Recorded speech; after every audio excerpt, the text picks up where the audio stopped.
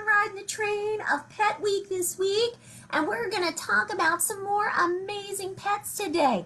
Miss Mel, first of all, wants to not only wish you amazing good morning, my loves, but also thank you so much for your thoughtful and sweet comments yesterday and the amazing pet photos. I love them. Oh my goodness, so cool. So I'm going to encourage you all today again to share your pet photos in our comments of our Facebook Live video today.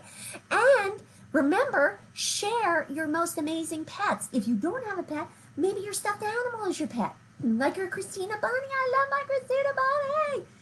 Maybe you have an amazing amount of stuffed animals that are your pets. What? Super awesome. Or maybe you're thinking about a pet you want to get, like our little girl today in our story, the Pet Project. Maybe you're thinking about a pet, but you're not absolutely sure. So we're going to dive. I want you to feel free to share that in our comments too today. And we're going to do a lot of rhyming in our Pet Project book today.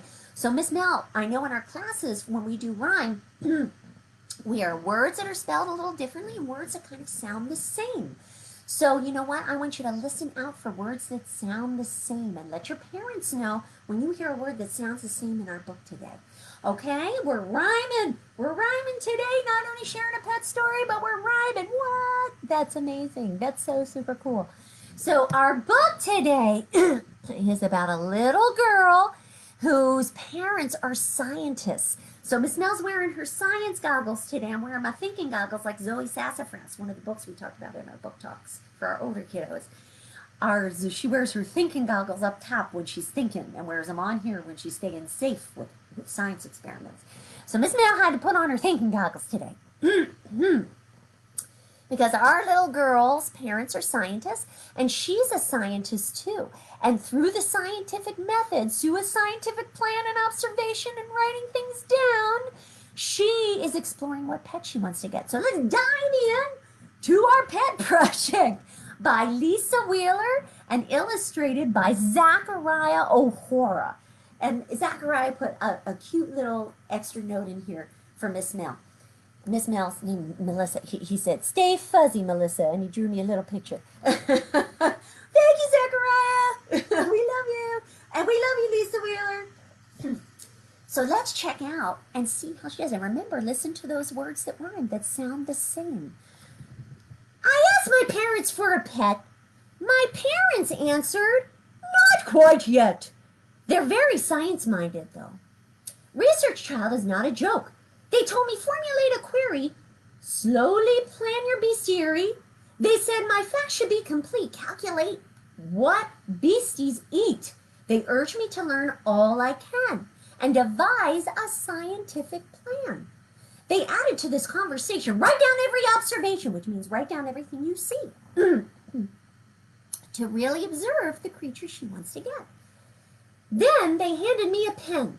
When you're through, we'll talk again. So see, she wrote up in her book, query, what is the best pet for me? Some of her scientific questions that she's going to answer. What is the best pet for me? Once my query was revealed, I prepped to study in the field. I tucked a notebook under my arm. Desired destination? Let's start at the farm. Why not? Oh, what do we start off with first? A cow. Can we all give a good moo? Moo like a cow. From the side of the road, she looked so serene, happily chewing her cud. Upon closer inspection, she seemed sort of mean, nudging me into the mud. Oh, no! From the side of the road, I breathed the fresh air, the grass and the rye smelled oh so sweet. Upon closer inspection, I smelled derriere, as the cow dropped a pie at my feet. Oh, that's okay. We all do it. We all got to do it. And that makes great fertilizer in your garden. It's all good. It's all good. Chickens! Hello, chickie, chickie, chickie, chick, chick, chick. Chick, chick, peep, peep, peep, peep, peep. You're so cute. A puffball in a yellow suit cupped in my hand. You chirp and you cheep, cheep, cheep, cheep, cheep. I'll take you home, sweet little peep. When you're grown, let's make a deal. You'll lay an egg for every meal. How ideal. There's your mom. I'm going to guess that she has eggs inside her nest. I'll help myself. She shouldn't mind. Oh, then Mama speaks up from behind. Uh-oh. Wow. As I search her feathered bed, the dumb look squawks and pets my head. Now she lunges at my legs. Goodbye, chickie. Keep your eggs. She didn't have a good run-in with the chickie. Ponies! Week 1. Ponies. I got a pretty pony to pet and brush and ride. I braid his tail, we walk the trail. He stays right by my side. Week 2. I love my pretty pony. He's precious and he's dear. He stomped my toes. He nipped my nose. He kicked me in the ear. Oh, no. Week 3. I'm giving up the pony. Classified ad. Would you like a pony to have and a hold and to keep? He seldom fights, he rarely bites. I'll sell him to you for cheap. Oh, a dove. Now, doves are birds hanging out in the trees. They're beautiful. Dove. Oh, lovey, dovey, dovey, lovey. Cooing in the tree. Coo, coo, coo. Hoo, hoo, hoo. That's how they sound. Hoo, hoo. They're pigeons, only prettier, who love to poo on me. Oh, no. Ooh. Like we said, everybody does. It's all good. Sheep, you look so soft and huggable, so sweater set and ruggable. You sheep seem downright snuggable. I hope you are for sale. But as your flock gets near to us, I whiff a something odoriferous. My nostrils get a snifferous. What's that awful smell? I know that is regrettable. I don't find you that pettable. Your stink is quite upsettable. Here comes a fainting spell. Ugh. You grin like I'm a wimp, and yet a sheep that reeks will be my pet. Should feel affectionate. I'll hug my rug and sweater set instead. The farm was interesting in that I still have failed to find a pet. Sure of what I have to do, I'll take my research to the zoo. Sheep are wonderful animals, too. We love them. We're going to go to the zoo. She's off to the zoo next, a new environment. Monkey! This is her zoological expedition. He looks like a little man with smiling teeth and grasping hand. He chatters to his monkey friends, but that is where the likeness ends. His fur is full of bugs and lice. He flings his poo. His aim's precise. Good job. He screams, sounds like a banshee's wail. He swings from his prehensile tail. And worst of all, he smells so funky. If he's a man, I'm a monkey. What? Oh, tigers. Never take a tiger home, no matter how he pleads with you. Because if you take a tiger home, we'll soon see how he feels with you. Oh, how he feeds with you. Oh, no. Penguins. Oh, my goodness.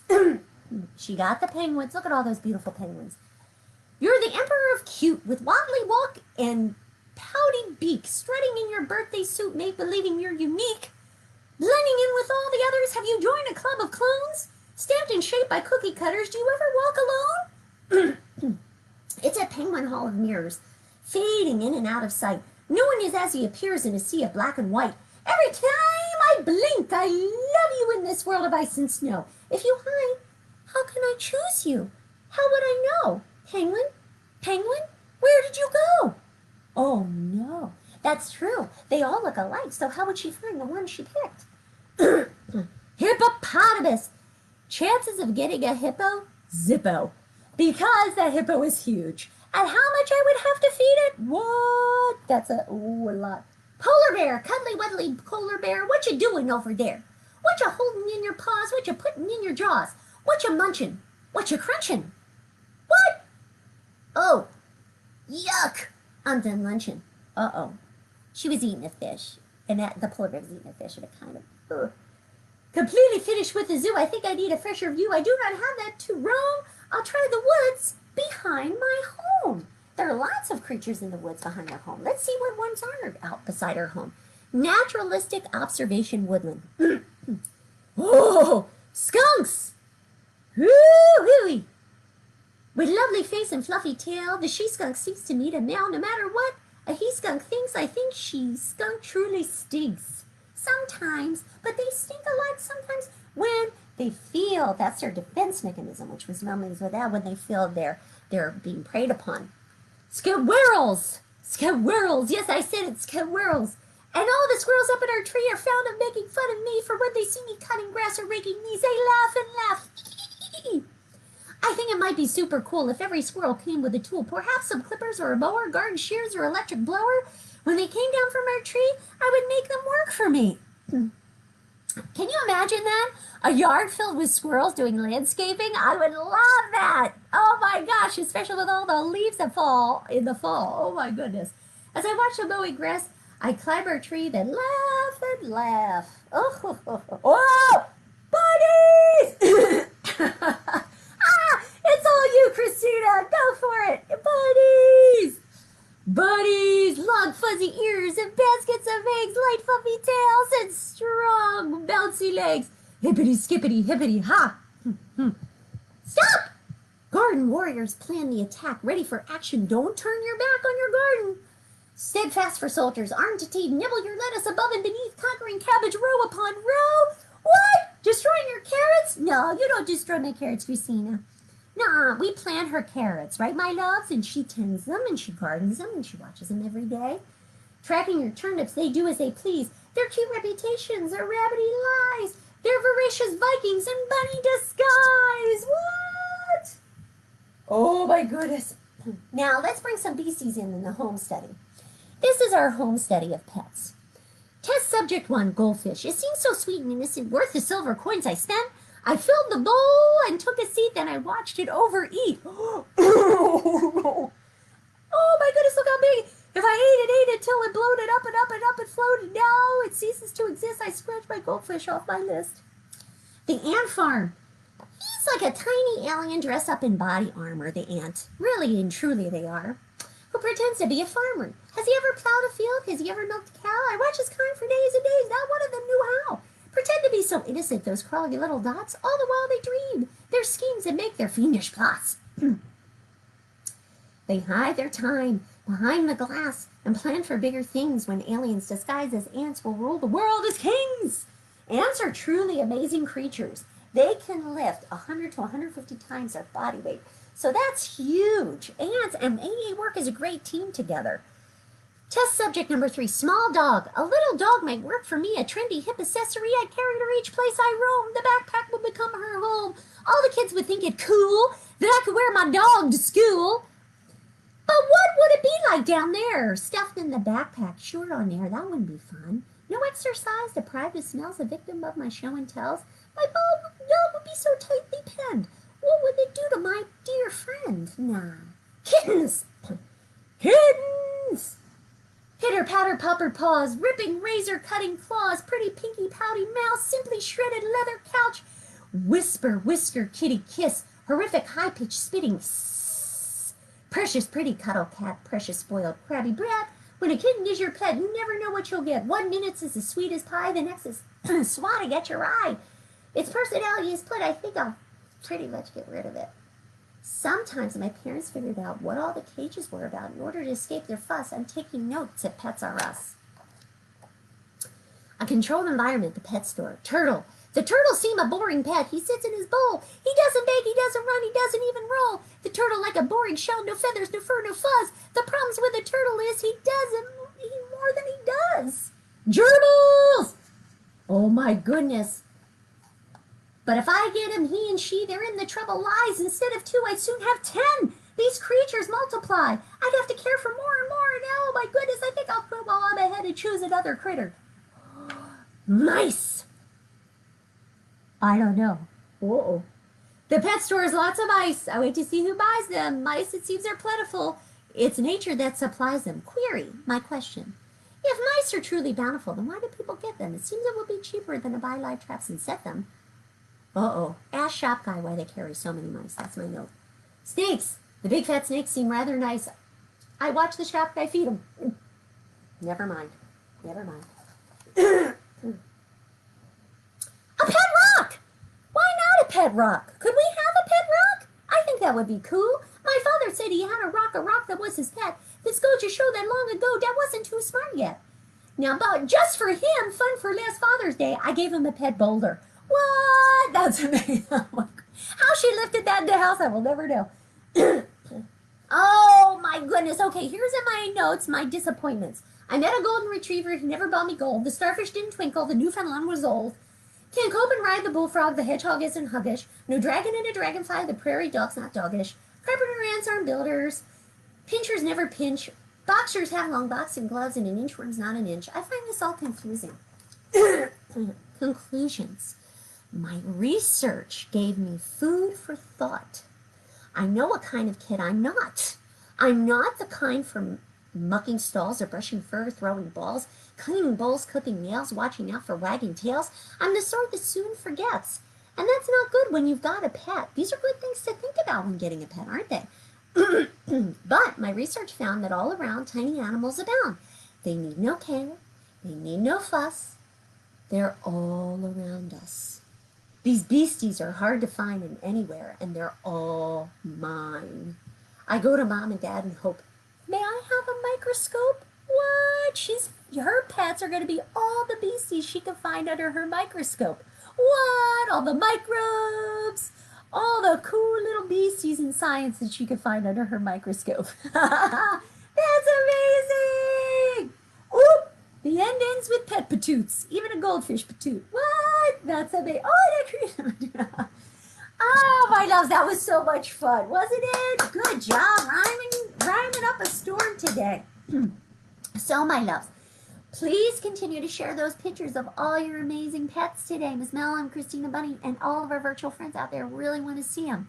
Now, in the next 2 weeks for our story times, we're going to be airing where you, yes, you all, get to vote on your favorite story time. You get to vote on your favorite craft time we've had over the summer, and you get to vote on your favorite bunny fave moments. What? That's amazing. What, Christina? Poo, poo, poo.